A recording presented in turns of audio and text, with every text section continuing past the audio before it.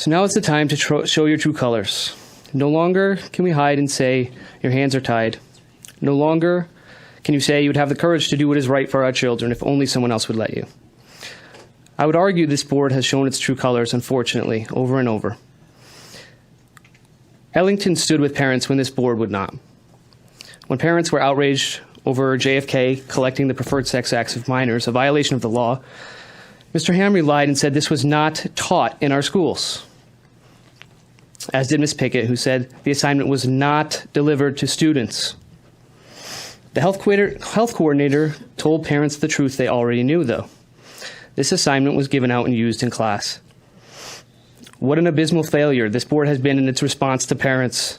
Instead of facing this issue, they use the excuse of masks to run and hide, claiming the unmasked were a health hazard. The first chance they had, this board used our police force to infringe on the First Amendment rights of those parents who dare challenge their policies. Most parents stayed outside, unwilling to comply, and a few complied in order to be heard. The second chance they got after the pizza assignment was revealed, this board decided to use deception instead of force. They claimed the same parents they were forced to deal with unmasked for a year were now a health hazard and imminent danger to those around them.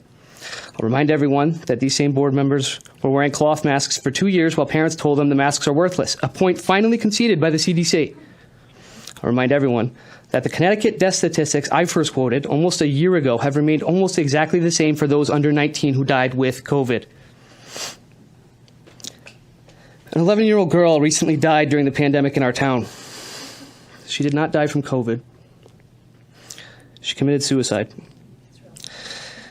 And our superintendent has the unbelievable nerve to say, "I find it difficult to get lectured week after week." Well, Mr. Drezek, I am so sorry for your difficulty. What a burden it is you must bear, but our children are suffering from much more than acne. Shame on you for pretending that's the worst of it. The loneliness, anxiety, and fear we are heaping upon children because we are too cowardly to stand up is unforgivable. Increases in learning disabilities, failure rates, childhood obesity, depression, drug overdoses, and suicides deserve better than the snarky dismissal you gave them. We do not allow our kids to enjoy the smiles and laughter and social interaction they so desperately need. From the age of 2 years old, we force them to hide their faces on each other, forced to remain apart at a safe distance. History will look back on us with horror at our cowardice. It is not too late, though. I pray this board will tonight change course. Stop pitting yourselves against parents. Stop forcing teachers to teach materials that violate student rights, parental rights, and the law. Stop dividing our community. Stop the mask mandate. We can still work together. Thank you.